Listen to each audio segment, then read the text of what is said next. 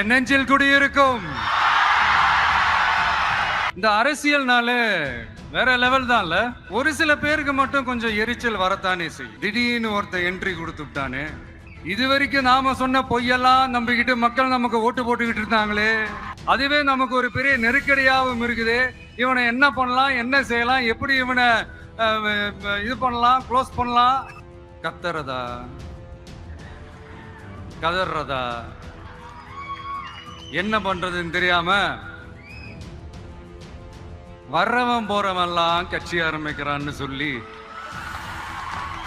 What bro, it's very wrong bro. நம்மளுடைய மாவட்ட நிர்வாகிகள் எல்லாருமே வெறும் இளைஞர்களாகவே இருக்கிறாங்களாம். ஏன் இருந்தா என்ன? அறிஞர் அண்ணா அவர்கள் கட்சி ஆரம்பிச்சப்போ அவரு பின்னாடி நின்னதும், புரட்சி தலைவர் எம்ஜிஆர் அவர்கள் கட்சி ஆரம்பிச்சப்போ அவர் பின்னாடி நின்னதும் வெறும் இளைஞர்கள் தான். இன்னும் சொல்ல போனா நம்மளுடைய கட்சி எளிய மக்களுக்கான கட்சி தானே. நம்மளுடைய கட்சி ஒன்றும் பண்ணையாறுகளுக்கான கட்சி கிடையாதுல்ல. முன்னாடிலாம் அந்த காலத்துல பண்ணையாருங்க தான் பதவியில் இருப்பாங்க. இப்ப கொஞ்சம் உள்டா மாறிடுச்சு. பதவியில் இருக்கிறவங்களாம் பண்ணையாரா மாறிடுறாங்க. இப்படிப்பட்ட இந்த மைண்ட் செட் உள்ள இந்த பண்ணையார்களை அரசியலை விட்டே அகற்றுவதுதான் நம்மளுடைய முதல் வேலை. My friend, my brother, comrade in arms, founder Jan Suraj Party, திரு பிரசாந்த் கிஷோர் அவர்கள் இன்னைக்கு நம்மளுடைய இந்த தமிழக வெற்றி கழகத்தினுடைய 2ஆம் ஆண்டு துவக்க விழாவிற்கு சிறப்பு விருந்தினராக வந்து கலந்துகிட்டு பேசியது மிக்க மிக்க மகிழ்ச்சி. அவருக்கு என்னுடைய மனமார்ந்த நன்றியை தெரிவிச்சுக்கிறேன். We are an emerging primary political force in Tamil Nadu politics with a firm commitment to create history in the upcoming 2026 assembly elections of Tamil Nadu, like 1967 and 1977 assembly elections of our state. Without compromising our party's ideological principles at any cost, I am here to collaborate and work with you towards upholding the secular and democratic ideals in TN and beyond. என் நெஞ்சில் குடியிருக்கும்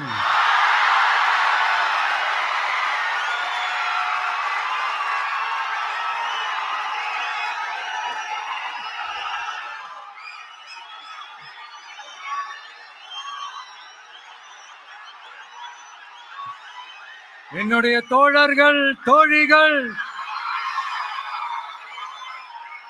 எல்லாருக்கும் என்னுடைய வணக்கம், வணக்கம், வணக்கம்.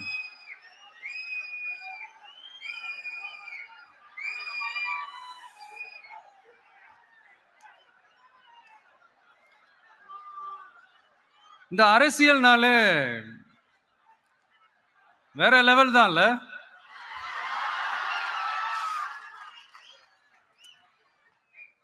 ஏன்னா இந்த அரசியல்ல மட்டும்தான் வித்தியாசமான ஒண்ணை நம்ம பார்க்கலாம். யாரு யாரை எப்ப எதிர்ப்பாங்கன்னே நமக்கு தெரியாது. யாரு யாரை எப்ப ஆதரிப்பாங்கன்னே நமக்கு தெரியாது. அதை கணிக்கவே முடியாது. அதனாலதான் இந்த அரசியல்ல மட்டும் முன்னாடிலாம் சொல்லி நம்ம கேள்விப்பட்டிருப்போம், நிரந்தர நண்பனும் நிரந்தர எதிரியும் இல்லைன்னு சொல்லுவாங்க. அரசியலுக்கு யார் வேணாலும் வரலாம், அது ஒரு ஜனநாயக உரிமைன்னு சொல்லுவாங்க. ஆனா மக்களுக்கு ரொம்ப ரொம்ப பிடிச்சு போன ஒருத்தன் அரசியலுக்கு வரான்னா அதை கண்டிப்பா நல்லவங்க எல்லாம் வரவேற்பாங்க. ஆனா ஒரு சில இந்த அதிகார இல்ல அது வேணாம். ஒரு சில பேருக்கு மட்டும் கொஞ்சம் எரிச்சல் வரத்தானே செய்யும். அது இருக்கும் தானே. என்னடா இவன் திடீர்னு ஒருத்தன் என்ட்ரி கொடுத்துட்டானே, இது வரைக்கும் நாம சொன்ன பொய்யெல்லாம் நம்பிக்கிட்டு மக்கள் நமக்கு ஓட்டு போட்டுக்கிட்டு இருந்தாங்களே, ஆனா இப்ப இவன் சொல்றதெல்லாம் பார்த்தா மக்கள் மனசுக்கு ரொம்ப நெருக்கமா வேற இருக்குது. அதுவே நமக்கு ஒரு பெரிய நெருக்கடியாகவும் இருக்குது. இவனை என்ன பண்ணலாம், என்ன செய்யலாம், எப்படி இவனை இது பண்ணலாம், க்ளோஸ் பண்ணலாம்.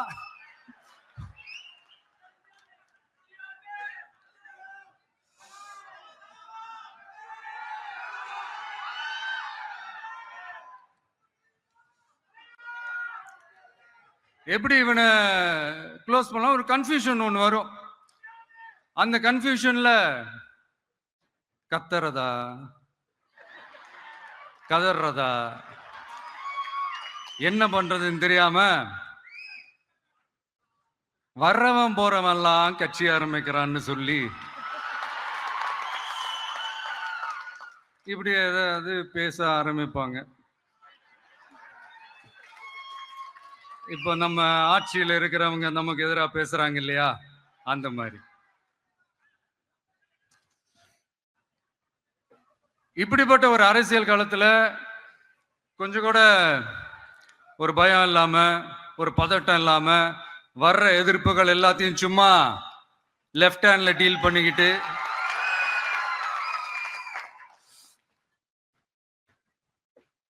இதோ நம்மளுடைய தமிழக வெற்றி கழகம் முதலாவது ஆண்டை கடந்து இப்ப 2வது ஆண்டுல அடி எடுத்து வைக்கிறோம். இந்த ஒரு காலகட்டம் தான் மிக முக்கியமான ஒரு காலகட்டம். ஏன்னா ஒரு அரசியல் கட்சிக்கு ஒரு பெரிய பலமே அந்த கட்சியினுடைய கட்டமைப்பு தான். அதுதான் அந்த கட்சியினுடைய ஒரு வேறு மாதிரி, ஒரு அடிப்படை பலமே அதுதான். ஒரு ஆலமரம் மாதிரி ஒரு கட்சி ஒன்று வளரணும்னா அதுக்கான அந்த வேர்களும் விழுதுகளும் ஸ்ட்ராங்கா இருக்கணும் இல்லையா? அப்படிதான் நம்மளுடைய இந்த அமைப்பை பலப்படுத்துற ஒரு வேலையை தான் இப்போ நம்ம செஞ்சுக்கிட்டு இருக்கிறோம். தமிழ்நாடு முழுக்க மாவட்ட நிர்வாகிகள் எல்லாரையும் தேர்ந்தெடுத்து அறிவிச்சிட்டு இருக்கிறோம். இந்த நேரத்தில் நம்ம மேல ஒரு கம்ப்ளைண்ட், அது என்னன்னா, அதுதான் எனக்கும் புரியல. நம்மளுடைய மாவட்ட நிர்வாகிகள் எல்லாருமே வெறும் இளைஞர்களாகவே இருக்கிறாங்களாம்.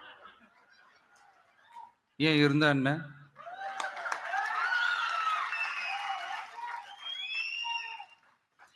அறிஞர் அண்ணா அவர்கள் கட்சி ஆரம்பிச்சப்பா ஒரு பின்னாடி நின்னதும், புரட்சி தலைவர் எம்ஜிஆர் அவர்கள் கட்சி ஆரம்பிச்சப்பா ஒரு பின்னாடி நின்னதும் வெறும் இளைஞர்கள் தான். அந்த இளைஞர்களால தான் 1967லயும் 1977லயும் அந்த 2 தேர்தலையுமே ஒரு மிகப்பெரிய ஒரு வெற்றி கிடைச்சது. வரலாறு, அதுதான் வரலாறு. இப்ப அதே மாதிரி நம்ம மேல இன்னொரு கம்ப்ளைண்ட், அது என்னன்னா, நம்மளுடைய கட்சி நிர்வாகிகள் எல்லாருமே சாதாரண குடும்பத்திலிருந்து வந்தவங்களாம். அதே தான் இங்கேயும் கேட்கிறேன், ஏன் வரக்கூடாதா?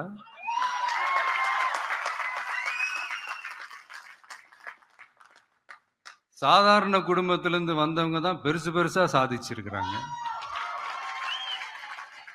இன்னும் சொல்ல போனா நம்மளுடைய கட்சி எளிய மக்களுக்கான கட்சி தானே. அப்படி இருக்கும்போது நம்மளுடைய கட்சி நிர்வாகிகளும் எளிய குடும்பத்தை சேர்ந்தவங்களா தான் இருப்பாங்க. நம்மளுடைய கட்சி ஒன்றும் பண்ணையாறுகளுக்கான கட்சி கிடையாதுல்ல.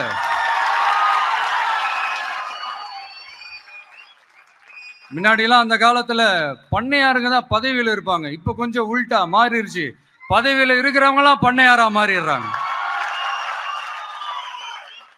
மக்களுடைய நலனை பத்தியோ, நாட்டோட நலனை பத்தியோ, வளர்ச்சிகளை பத்தியோ எதை பத்தியும் கவலைப்படாம பணம் பணம் பணம், எந்தெந்த வழிகள்ல எந்தெந்த ரூட்லலாம். இப்படிப்பட்ட இந்த மைண்ட் செட் உள்ள இந்த பண்ணையார்களை அரசியலை விட்டே அகற்றுவதுதான் நம்மளுடைய முதல் வேலை.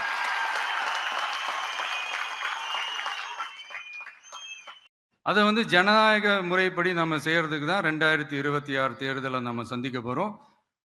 அந்த தேர்தலை சந்திக்க ரொம்ப ரொம்ப முக்கியமான விஷயம் பூத் லெவல் ஏஜென்ட்ஸ், BLA அப்படின்னு சொல்லுவாங்க. அது ரொம்ப ரொம்ப முக்கியம். ஏன்னா நீங்க பாத்தீங்கன்னா தமிழ்நாட்டில் அந்த பெரிய பெரிய கட்சிகளுக்கு தான் அந்த BLA எல்லாம் ரொம்ப ஸ்ட்ராங்கா இருக்கும்னு சொல்லுவாங்க. ஒரு அப்ராக்சிமேட்டா ஒரு 69,000 பூத்ஸ் இருக்கு. அது எல்லாத்துக்குமே பூத் ஏஜென்ட்ஸா நம்மளுடைய கட்சி தோழர்களை தான் நியமிக்க போறோம். கூடிய சீக்கிரமே பூத் கமிட்டி மாநாடுன்னு ஒண்ணு நடத்த போறோம். அன்னைக்கு தெரியும் தமிழக வெற்றி கழகம் எந்த ஒரு பெரிய கட்சிக்கும் கொஞ்சம் கூட சளைச்சதில்லை. அன்னைக்கு தெரியும் தமிழக வெற்றி கழகம் தமிழ்நாட்டில் முதல் சக்தியா, முதன்மை சக்தியா, பவர்ஃபுல்லா இருக்குதுன்னு அன்னைக்கு ப்ரூவ் ஆகும். இப்ப புதுசா ஒரு பிரச்சனை ஒண்ணு கிளப்பி விட்டுட்டு இருக்கிறாங்க. மும்மொழி கொள்கை.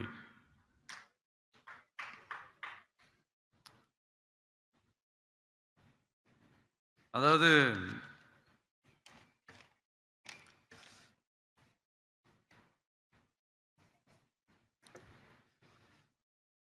இதை வந்து இங்க செயல்படுத்தலைன்னா இந்த கல்விக்கான நிதியை வந்து நம்மளுடைய மாநில அரசுக்கு கொடுக்க மாட்டாங்களாம். இந்த LKG UKG பசங்க சண்டை போட்டுப்பாங்க தெரியுமா? அந்த மாதிரி கொடுக்க வேண்டியது அவங்களோட கடமை. இங்க இவங்க வாங்க வேண்டியது இவங்களுடைய உரிமை. ஆனா இவங்க ரெண்டு பேரும் எவ்வளவு சீரியஸா ஒரு பிரச்சனை ஓடிட்டு இருக்கு. இவங்க ரெண்டு பேரும் அதாங்க நம்ம பாசிசமும் நம்ம பாயாசமும், அதான் நம்ம அரசியல் இனிமையும் கொள்கை இனிமையும். ரெண்டு பேரும் என்ன பண்றாங்கன்னா, ரெண்டு பேரும் பேசி வச்சுக்கிட்டு இந்த செட்டிங்லாம் பண்ணி வச்சுக்கிட்டு மாத்தி மாத்தி சோசியல் மீடியாவில் ஹேஷ்டாக் போட்டு விளையாட்டு இருக்கிறாங்க.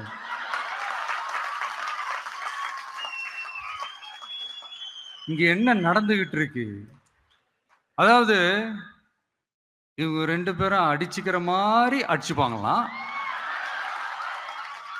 அதை வந்து நாங்க நம்பணுமா? மக்கள் நம்பணுமா? What bro, it's very wrong bro.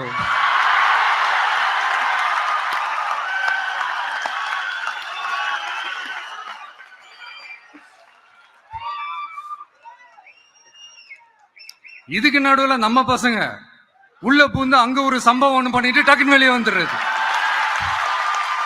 TV K for TN அப்படின்னு சொல்லி.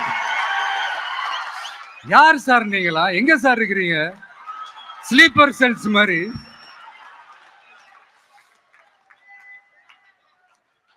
அதனால இதெல்லாம் மக்களுக்கு நாம சொல்லி புரிய வைக்க வேண்டிய அவசியமே கிடையாது. அவங்களுக்கே தெரியுதெல்லாம் எவ்வளவு பெரிய ஒரு ஏமாத்து வேலைன்னு. நம்ம ஊரு சுயமரியாதை ஊரு. நாம எல்லாரையும் மதிப்போம். ஆனா சுயமரியாதையை மட்டும் யாருக்காகவும் எதுக்காகவும் விட்டு கொடுக்க மாட்டோம். நாம எல்லா மொழிகளையும் மதிப்போம். அதுல மாற்று கருத்தே கிடையாது. தனிப்பட்ட முறையில யார் வேணாலும் எந்த ஸ்கூல்ல வேணாலும் படிக்கலாங்க. உனக்கு எந்த மொழி வேணுமோ, எப்போ கத்துக்கணுமோ, உனக்கு எப்போ தோணுதோ கத்துக்கலாம். அதெல்லாம் அவங்கவுங்களுடைய தனிப்பட்ட ஒரு உரிமை. ஆனா கூட்டாட்சி தத்துவத்தை மீறி மாநில தன்னாட்சி உரிமைக்கு எதிராக ஒரு மாநில அரசின் மொழி கொள்கையை, கல்வி கொள்கையை கேள்விக்குறியாக்கி வேறு ஒரு மொழியை வலுக்கட்டாயமாக திணிச்சா, அதுவும் அரசியல் ரீதியாக திணிச்சா எப்படி ப்ரோ?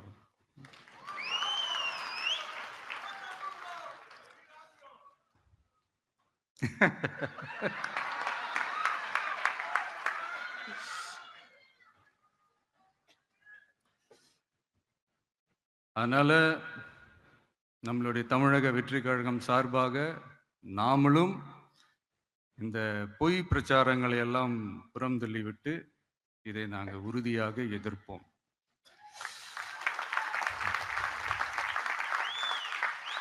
கான்ஃபிடண்டா இருங்க, நல்லதே நடக்கும், வெற்றி நிச்சயம். மீண்டும் சந்திக்கும் வரை நன்றி, வணக்கம்.